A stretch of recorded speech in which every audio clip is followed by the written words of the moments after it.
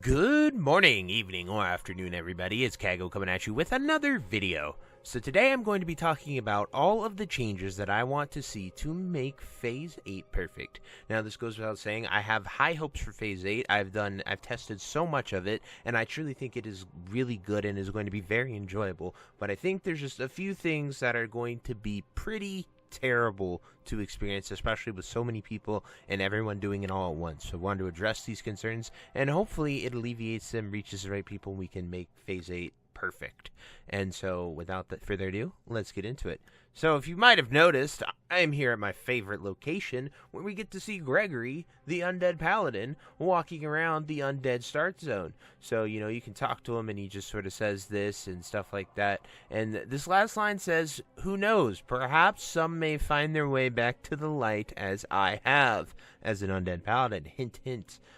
There. So, obviously, I don't think we're going to be, unfortunately, getting Undead Paladins and Dwarf Shamans in Phase 8, but I refuse to believe that Blizzard did this such an amazing story of Gregory, put them into the game right here for Phase 8, dropped these massive hint bombs, like, they even added the, shaman trainer from Cataclysm in the Dwarf starting zone. He didn't really have any awesome stories like Gregory did, but they put him in there too to build hype for it. So obviously I want Undead Paladins desperately if you guys have not seen. It also, from a pure balancing point from Sod, now that we have done all of the original classic content and we're headed into the new stuff, it makes sense to give us both factions the other hero class so we can explore it and have a lot of fun with it. So I'm 1,000,000% okay with it, and I think it would be really awesome. But you guys know my opinions on this. I've spoken a lot about it, so I truly hope we get them at some point, even if they're not ready for Phase 8. But that brings me to our next point, so I'll see you then.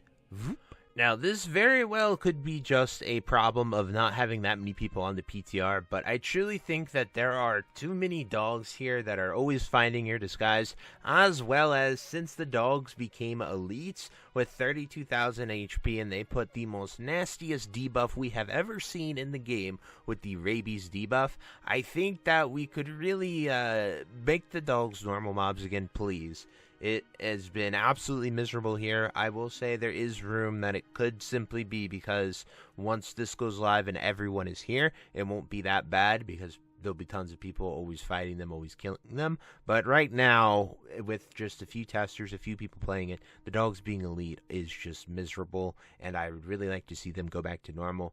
People shouldn't just have their time wasted because the dog hits them. You have to fight it for like 30 seconds to a minute. Then you have to AFK if you get the rabies debuff for 2 minutes, just eating food or healing yourself if you can't cleanse disease. But only priests and paladins and shamans can do that. So it is kind of, the Bloodhounds have been truly ridiculous on the second build of the PTR, and I would much rather prefer them be there.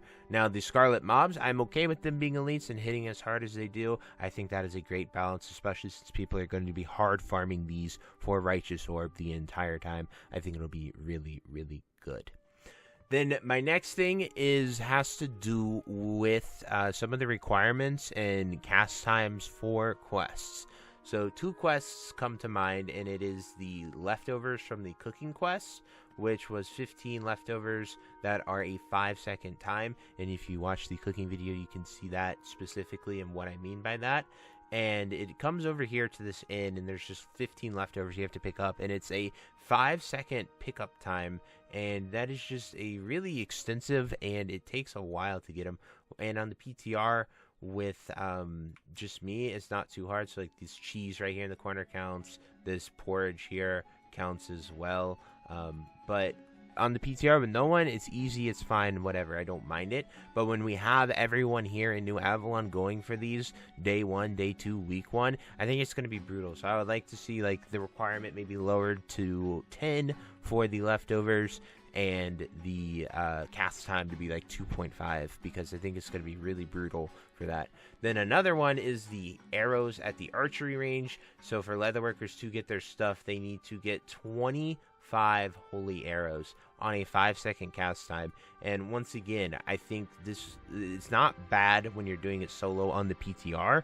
The problem is when there are a ton of people here, everybody's competing for it. Like, you only have one location that you can go to.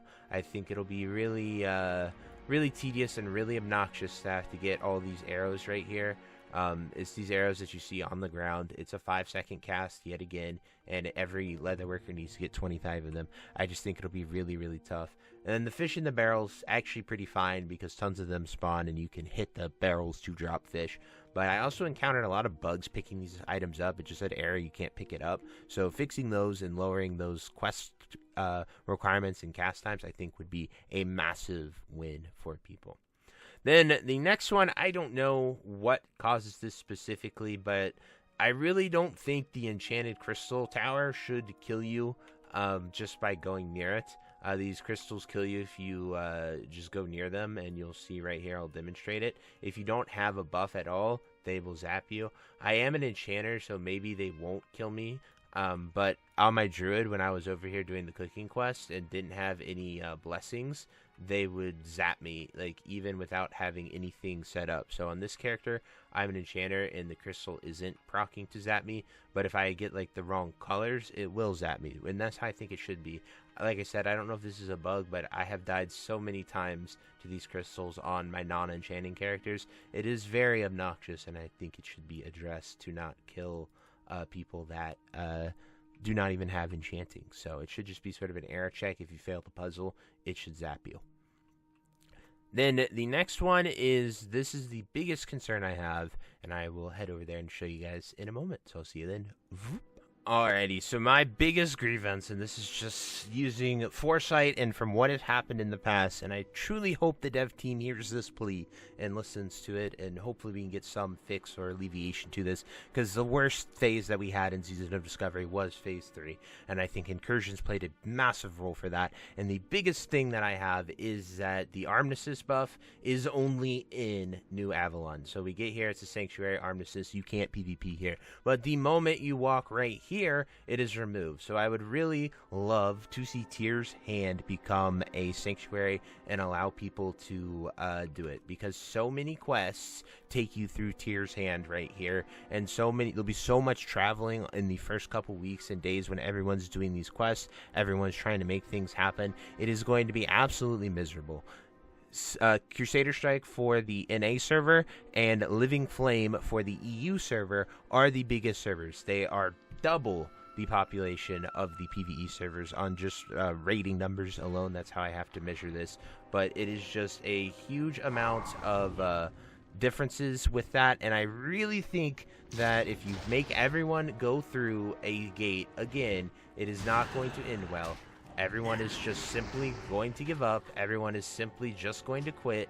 They aren't going to do anything. They're just going to give up if that is the case. There are going to be a lot of people that are going to be PvPing. There are going to be a lot of people that are just going to sit there and hold that gate. They aren't going to let anyone do anything. And I think it's just going to be a terrible experience. And there are two solutions to this. One, as I said, give Tyr's Hand a Sanctuary.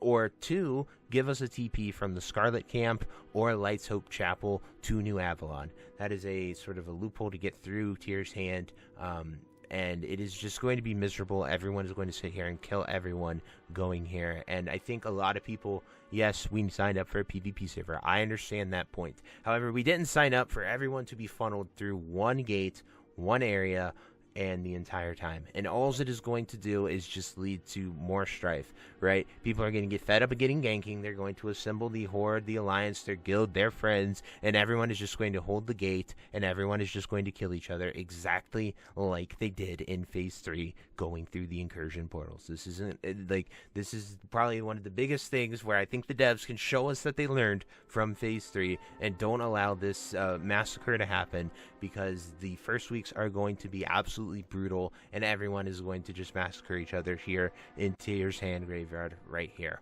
And then the run back is not very nice, because you have to run all the way back from Light's Hope Chapel, which is about, as you can see, 1 to 2 minutes, and then eventually you'll get a res timer and you will have to run 1 to 2 minutes. So I have made this plea before, I'm making this plea again. Please consider this. I think it is a truly bad game design, especially for a PvP server, and everyone is going to go there, and your PvP servers are your most popular servers. There isn't going to be sort of a way around this. It is just going to happen, and it is going to be miserable. So please look into this. take a deep look at this and tell me, like, tell the people a solution other than having us funnel into a non-ending death gate, because this is what happened in Phase 3, and as you saw there, population plummeted in Phase 3, and I think Phase 8 is truly fantastic, and I really think you guys have knocked it out of the park with this, and I just don't want to see so many people give up, quit, not experience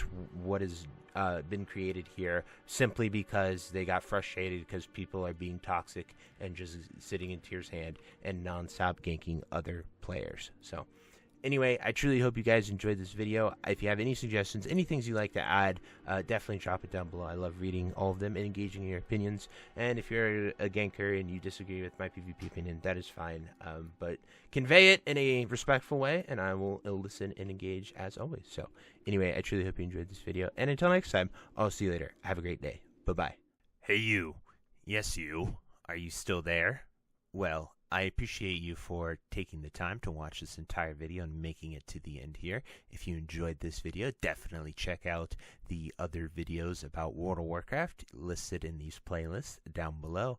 And thank you again. Have a great day. Bye-bye.